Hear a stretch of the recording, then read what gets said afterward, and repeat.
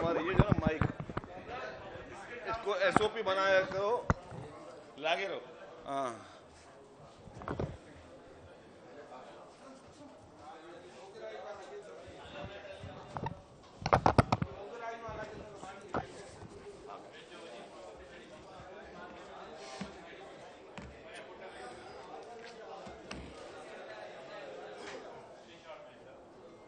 Pen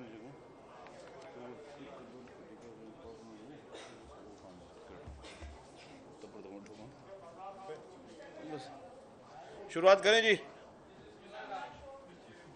अब सब लोग बैठ जाओ, थोड़ा खामोशी कर लें। तो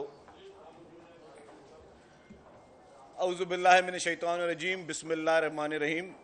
आप तमाम सहाफ़ी दोस्तों का शुक्रिया कि आप तशरीफ़ लेकर आए।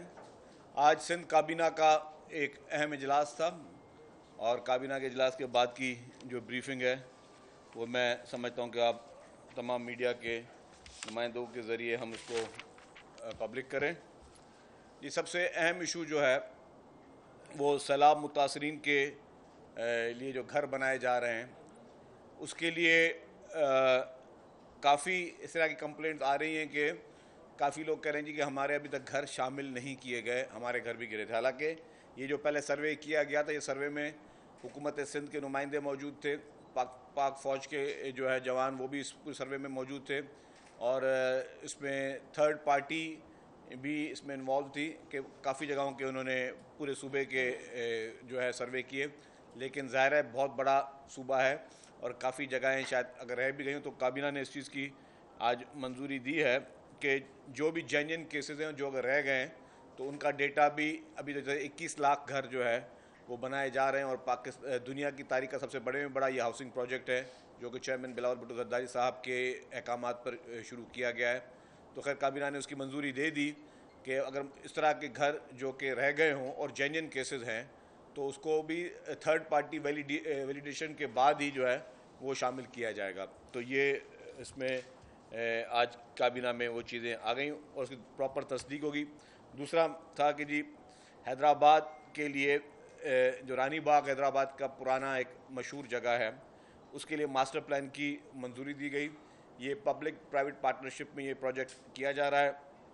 महकमा बल्दियात जो है वो उसको रानी बाग को पब्लिक प्राइवेट पार्टनरशिप के तहत जो है वो बहाल करना चाहता है और अब ये इस मैटर को पब्लिक प्राइवेट पार्टनरशिप के जो पॉलिसी बोर्ड है उसमें भेजा जाएगा कि हैदराबाद के शहरियों के लिए भी अच्छी तफरीह के मुकाम हो और उनको वो तमाम स्टेट ऑफ द आर्ट जो है वो सहूलतें मिलें। वहाँ पे बच्चों को स्पोर्ट्स की ट्रेनिंग हो, बच्चे की जो है वो वहाँ पे तफरीही चीज़ों पे जो है उनको वो सहूलियत गवर्नमेंट ऑफ सिंध प्रोवाइड करेगी।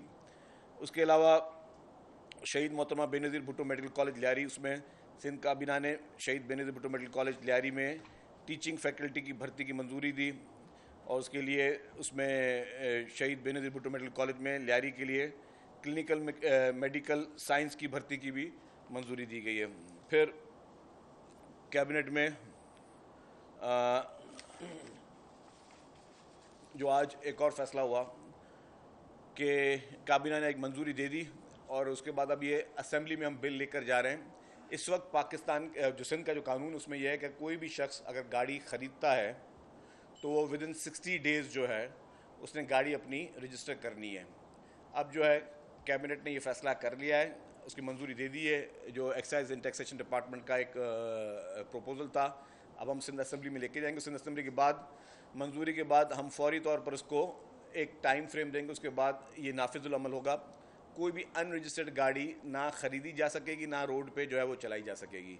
और उसके तहत अगर कोई भी शोरूम से गाड़ी ख़रीदता है तो वो गाड़ी जो है उसने पहले रजिस्टर कराएगा फिर शोरूम से बाहर निकलेगी। पहले जो मैं बताता चलूँ जो एग्जिस्टिंग कानून है उसमें यह है कि 60 डेज़ के अंदर जो है वो गाड़ी को रजिस्टर होना था और लोग इसका मिसयूज़ भी करते हैं। वो मिसयूज़ इस तरह करते हैं कि गाड़ी ख़रीद भी ली और उसके बाद जो है वो गाड़ी फिर 60 दिन की जगह 6-6 साल तक भी लोग रजिस्टर नहीं कराते। तो अब वो चीज़ पे पाबंदी लगा दी जाएगी। इसके दो फ़ायदे होंगे। एक फ़ायदा ये होगा कि कभी कभी क्राइम में जो अनरजिस्टर्ड गाड़ियाँ इस्तेमाल होती हैं उसकी रोकथाम होगी। नंबर सेकंड, जो गवर्नमेंट का रेवेन्यू जो मारा जाता है वो भी जो है उसे भी जान छूटेगी। फिर जो सेकेंड हैंड गाड़ी है अगर एक शख्स ने ख़रीदी और दूसरे किसी को दी वो ओपन लेटर उस पर चलती थी गाड़ियाँ कि जी ओपन लेटर साइन करवा देगा। उसका भी वैसे टाइम 60 दिन था, अब वो 60 दिन में ख़त्म कर दिया जाएगा। जिस दिन कोई सेकेंड हैंड गाड़ी भी कोई ख़रीद और फरोख्त होगी तो फौरी तौर पर वो रजिस्टर होगी। तो इसका नाफिजुल अमल जैसे ही असेंबली पास कर लेगी उसके बाद हम एक साइजेबल टाइम देंगे कि उस टाइम के अंदर सब लोग करा लेंगे। उससे पहले भी मैं कहता चलूँगा कि जितने भी लोग हैं वो अपनी गाड़ियाँ जो हैं वो बराए मेहरबानी रजिस्टर करा लें, और ये सरकार को कानून बनाने की ज़रूरत नहीं आनी चाहिए। ये वैसे ही एक अच्छे शहरी होने के नाते ये प्रैक्टिस होनी चाहिए। उसके अलावा वफाकी हुकूमत ने 1,50,000 मेट्रिक टन चीनी की को एक्सपोर्ट करने की परमिशन दी है, और सिंध को उसका एक कोटा दिया है कि सिंध भी जो है, सिंध से शुगर मिल्स जो हैं उसकी चीनी जो है वो एक्सपोर्ट की जाए। काबीना ने मशरूत उसकी मंजूरी दी है, क्योंकि कुछ लोग शुगर मिल के मालकान जो है वो कोर्ट में गए थे और कोर्ट ने स्टे दिया हुआ है।